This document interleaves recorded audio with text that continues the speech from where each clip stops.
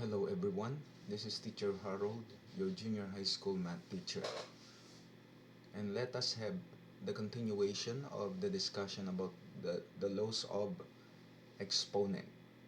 And right now we are going to discuss or continue with the discussion of the quotient law. This time we have case number 2 to case number 3.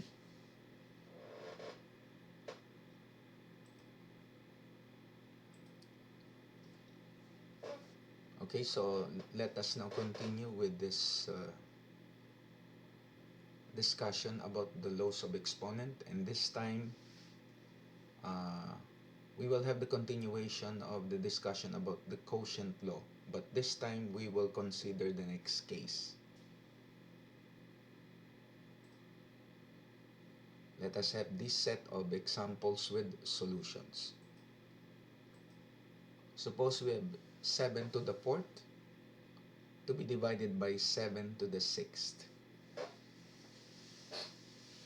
Now you will notice that the exponent of the numerator this time is smaller than the exponent of the denominator. Or basically, the entire numerator is less than the denominator when it comes to their values. So how do we divide the numerator by the denominator if the numerator is smaller than the denominator? Okay, so this is what we're going to do. So this is equal to 1 over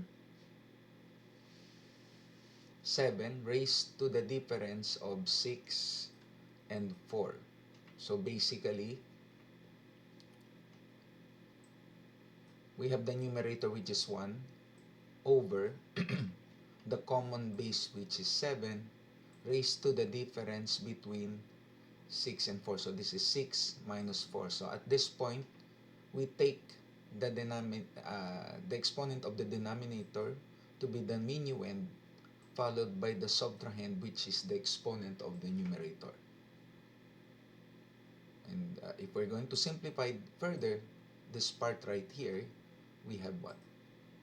1 over 7 squared, and we know that 7 squared will give us 49. So the answer is 1 over 49. Next,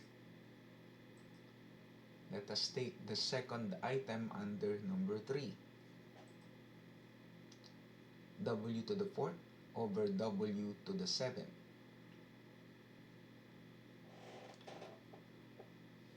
So the answer would be 1 over W raised to, again, the exponent of the denominator minus the exponent of the numerator. And this will give us an answer of 1 over W cubed. Next, for letter C, how about negative 20x to the 5th over 4x to the 9th. So for this particular example, we are now considering powers wherein each has a numerical coefficient. Now power in the numerator has a coefficient of negative 20, while power from the denominator has a coefficient of 4. So what are we going to do? Okay, so first we perform the indicated operation on those coefficients. So let us consider first negative 20 to be divided by 4. And this will give us negative 5. Then we consider evaluating or simplifying x to the 5th divided by or over x to the 9th. So basically, what we did on letter A and letter D, we will be doing the same thing with letter C. So x to the 5th divided by x to the 9th will give us what? 1 over x, the common base is x, raised to, again, the exponent of the denominator minus the exponent of the numerator. So that is 9 minus 5. And simplifying this portion right here will give us what?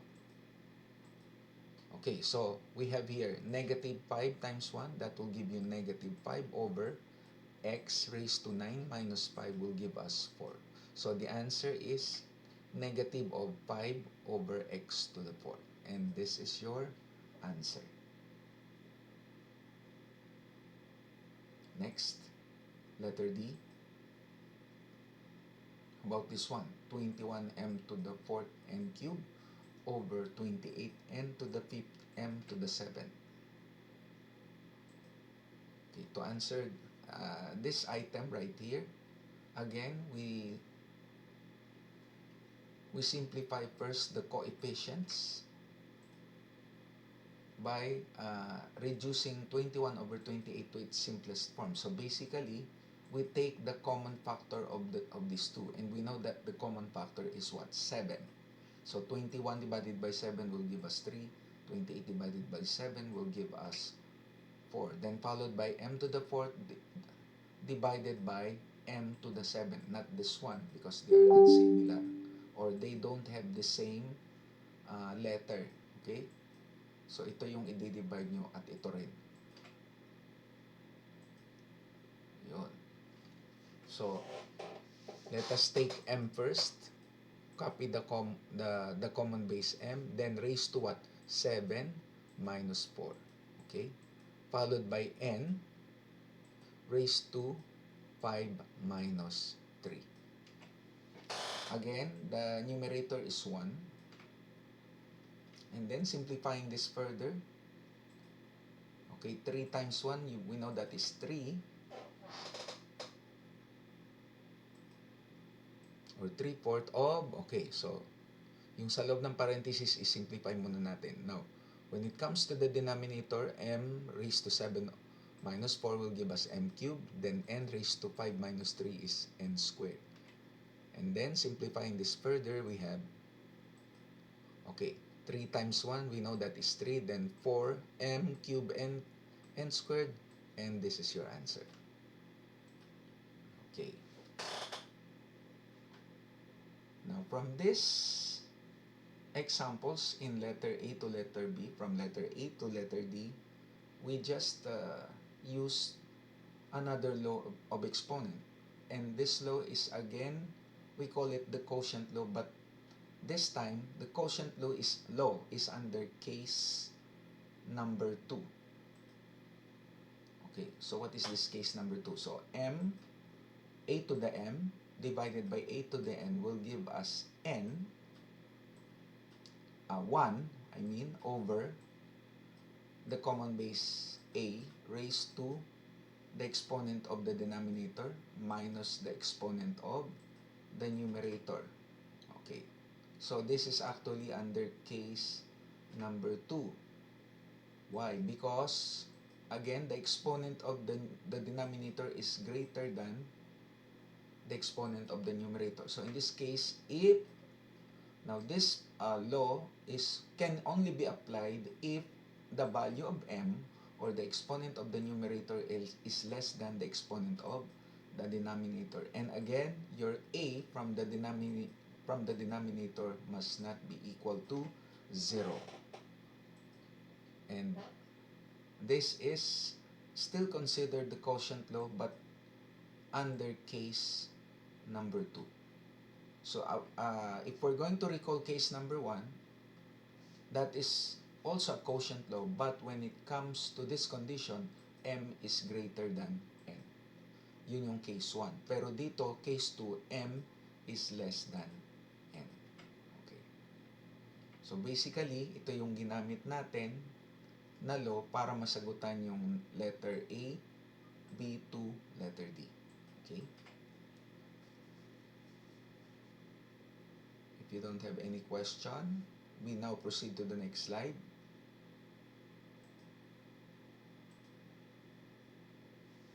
Okay, another case of quotient law. Okay, so here goes. Let's just say a to the n to be divided by a to the n. So basically, a quantity such as this one divided by itself is equal to 1. And there's another way of dividing a to the n by itself. So we use the quotient law. A to the n over a to the n, that is simply a raised to the difference between n and the n. So n minus n, so that is a raised to 0. So by comparison, or by transitivity, we can therefore conclude that a raised to 0 is equal to 1. So this is where we get the definition of the zero exponent. Okay? So, and, so this can only be true, a raised to 0 is equal to 1, provided that a here cannot be equal to 0, or must not be equal to 0. Now let us have some examples. Say 5x raised to 0, y to the 4th. We're going to simplify that. The factor with 0 exponent will, if we're going to evaluate that, it becomes 1. So 5 times x raised to 0, which is 1, times y to the 4th, will give us this simplest form, 5y to the 4th. And this is the answer. Next, about letter B. Okay, negative 256 raised to 0, xy cubed, z raised to 0. Now, since this part right here is being raised to 0, therefore, applying the 0 exponent, it will give us negative 1 xy cubed, and times z raised to 0, this will also become 1. So 1 times this quantity times 1 will give us an answer of xy cubed, or negative xy cubed. And this is your answer. Next, we go to the third example about w squared v cubed times the quantity u cubed plus w to the 4th minus y squared quantity raised to the 0. So, this entire expression inside the parenthesis is being raised to 0, meaning this part right here will give us an equivalent of 1. So, ano matitira na lang na sagot? Okay, w squared v cubed times 1, we know that this will become w squared v cubed. And this is our answer.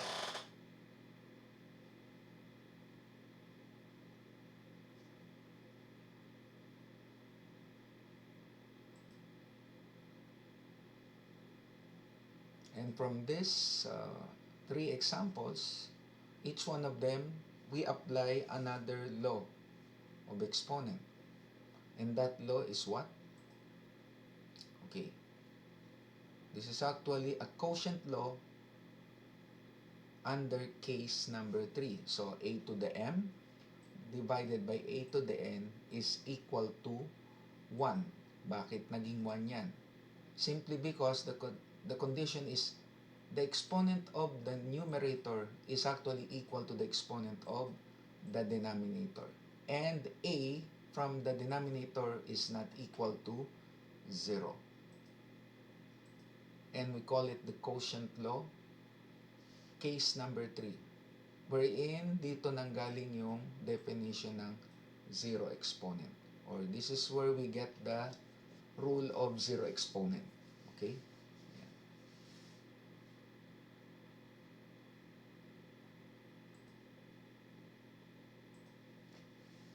And those are the laws so far at this point. So we have just completed the discussion of the quotient law for case 1 to case number 3. So we'll see you next time.